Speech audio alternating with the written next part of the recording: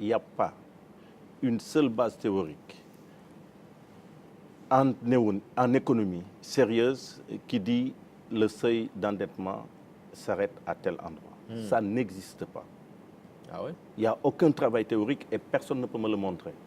Ni des travaux en Europe, aux États-Unis, partout, il n'y en a pas eu parce que tout simplement, ça n'a pas de sens.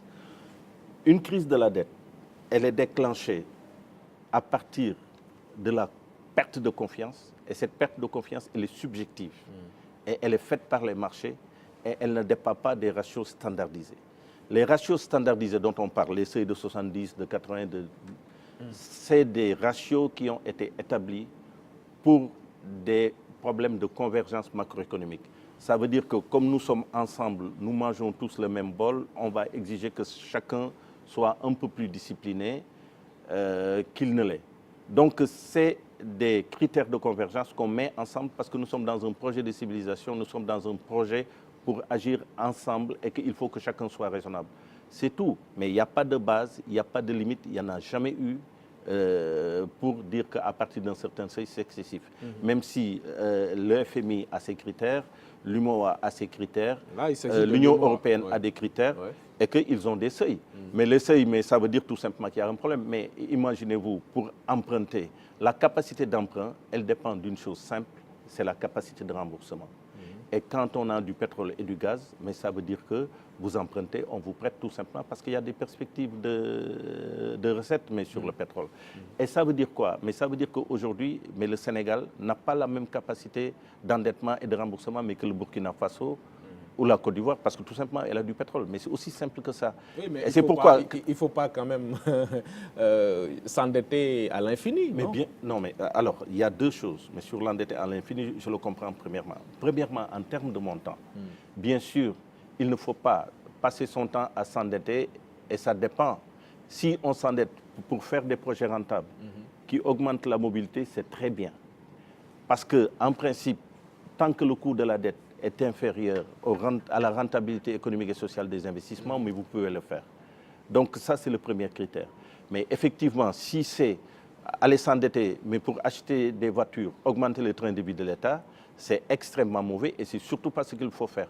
Donc le véritable débat, le véritable débat, il n'est pas encore une fois sur le niveau de l'endettement, il est sur l'utilisation de l'endettement. On s'endette pour faire quoi? Et c'est ça qui est le point important. Et tant que vous avez des investissements de rentabilité supérieure au coût de la dette, vous pouvez utiliser votre effet de levier. Et tant que vous ne l'avez pas, vous ne pouvez pas vous endetter. Voilà la vérité. Maintenant, sur l'endettement indéfini dont vous parlez, je le comprends aussi autrement. Parce que tout simplement, j'ai entendu certains dire que, à propos de l'endettement à l'État, dañu suul bukki c'est comme ça. Voilà. Alors, ça, c'est ce que tous les États font. Mais ça s'appelle un reprofilage de la dette. À partir du moment où vous avez un différentiel sur le taux, vous pouvez continuer à le faire. Et ce n'est pas des schèmes de... c'est pas ce qu'on appelle des Ponzi schemes, mais ce n'est pas des schémas de Ponzi. Parce que tout simplement, l'État a une durée de vie infinie. Et quand vous avez une durée de vie infinie, mais vous pouvez le faire. Mais ce qui est différent de la durée de vie de Omar Nying ou de El Hadji Ibrahima Sall. Nous deux, on ne peut pas passer notre temps à s'endetter infiniment. Il y a un moment où la mort survient et que vous êtes obligé donc d'aller en faillite. Mais un État ne meurt pas. Et tant que vous avez la possibilité de vivre, mais vous faites ça et ça devient techniquement du reprofilage de la dette parce que vous avez des taux, des maturités qui sont différentes et vous empruntez, vous continuez à emprunter. Il y a deux choses qui vous permettent de faire ça de façon indéfinie, sans punition. C'est où vous avez une durée de vie infinie, ce qui est le cas de l'État, où vous avez une population mais dont le nombre va à l'infini, mais ce qui n'est pas le cas. Mais c'est les deux conditions, mais pour que vous ayez comme ça des jeux répétés à l'infini sans que vous aviez la contrainte, mais de ce qu'on appelle le Ponzi game. Parmi ceux qui argumentent dans ce sens-là, le niveau élevé de la dette, il y en a qui pensent qu'il serait possible de privilégier le marché financier intérieur. Oui, ça aussi c'est un sérieux problème. Je l'ai entendu dans le débat politique et ils ont tort. Parce que tout simplement, Pour vous donner un exemple, un Sénégalais, quand vous épargnez 1 franc, le Japonais, il épargne 20 fois, sinon 50 fois. Donc, ça veut dire que vos capacités d'épargne ne sont pas pareilles. Ça veut dire que quand vous êtes sur le marché sous-régional, vous avez moins de possibilités de ramasser de l'argent que quand vous êtes sur le marché international. C'est le premier point.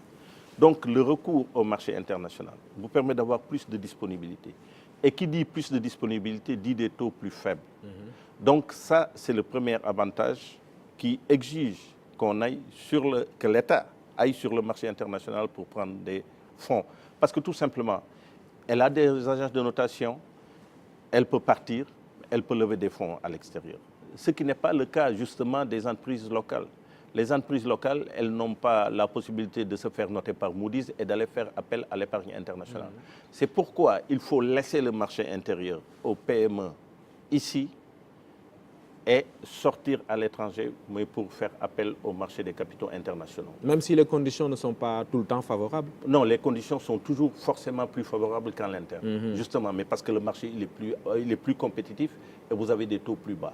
Donc, ce qu'il faut, c'est que l'État doit faire appel au marché extérieur et laisser les entreprises locales faire marché intérieur. Sinon, si l'État avait fait l'inverse, les taux d'intérêt seraient poussés à la hausse et il y aurait eu ce que l'on appelle des effets d'éviction, mais qui sont classiques, mais dans le financement des entreprises et des économies, et qui auraient expliqué effectivement que les entreprises sénégalaises se seraient retrouvées dans une situation où elles iraient en faillite parce qu'elles auraient investi à des coûts tellement élevés qu'ils n'ont pas trouvé des investissements, mais pour les rembourser, ou bien tout simplement elles seraient évincées parce qu'elles n'auraient pas pu avoir la possibilité d'emprunter. C'est ça. Donc la doctrine, c'est ça. Et en plus, j'y rajoute un effet de change, parce que quand l'État du Sénégal va emprunter en dollars et qu'on lui prête des dollars, elle le met dans le compte de la Banque centrale, dans le compte d'opération, et c'est la Banque centrale mais qui crédite la position de la Banque du Sénégal ici, en francs CFA. Donc, c'est des disponibilités en plus